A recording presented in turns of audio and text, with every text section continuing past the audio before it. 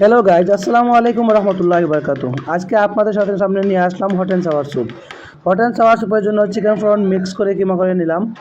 এর সাথে আমি একটু টমেটো কিমা নিলাম, মাশরুম কিমা নিলাম, একটু মরিচ কিমা নিলাম। নেওয়ার পরে আমি কড়াইতে পানি বসাইছি পরিমাণ মতো। পানিটাতে আমি আগে একটু হালকা কিমা রসুন দিয়ে একটু বাগান দিয়ে দিছি। দিয়ে আপনারা চাইলে বাগান দিতে পারেন বা পরেও আপনারা চাইলে দিতে পারবেন, ঠিক আছে। পানিটা ব্লক আসার পরে আমি লবণ, চিনি, সল্ট, আপনার আদার্স বাই যেগুলো লাগে আমার, আমি পরিমাণ মতো এগুলো দিয়ে দিলাম। হ্যাঁ, এরপরে আপনারা লেবুর রস আপনারা চাইলে আগেই দিতে পারেন অথবা পরে দিতে পারেন। যেহেতু হট অ্যান্ড সাওয়ার স্যুপ আমি আগেই দিয়ে দিলাম। এরপরে দিলাম আমি একটু টমেটো সস। আপনারা চাইলে রেড চিলি সস ইউজ করতে পারেন। তাহলে হট অ্যান্ড সাওয়ার স্যুপের সাথে টমেটো সসটা ইউজ করা বেস্ট।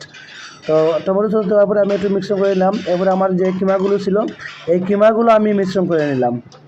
কিমাগুলো মিশ্রণ করে নেওয়ার পরে ভালো করে একটু মিশ্রণ করে দিব। এরপরে আমি দিব কর্নফ্লাওয়ার। যে কর্নফ্লাওয়ারটা আমি একটু পানির মধ্যে ভিজিয়ে রাখছি, মিক্স করে নিয়েছিলাম, এই কর্নফ্লাওয়ারটা আমি দিয়ে দিলাম। যখন একটু ঘনত্ব চলে আসবে তখন আমি এই ডিমগুলো দিয়ে দিলাম। আমি আগে থেকে 2টা ডিম ফেটায় রাখছিলাম, এই ডিমগুলো দিয়ে দিলাম। ডিম দিয়ে একটু ভালো করে মিক্সন করে নিব। মিক্সন করে নেওয়ার পরে আমরা একটা টিস্পুনের সাহায্যে একটু টেস্ট করব, দেখো যে টেস্টগুলো প্রপারলি আসছে কিনা। এরপরে হচ্ছে আমরা বাটিতে নিয়ে নিলাম। বাটিতে নেওয়ার পরে আপনারা চেষ্টা করবেন উপরে 2-3টা শুকনো মরিচ দেওয়ার চেষ্টা করবেন। শুকনো মরিচটা অবশ্যই ভাজা থাকবে, ঠিক আছে। আর একটু ঘি দিবেন। তো সবাইকে ধন্যবাদ, ভালো থাকবেন।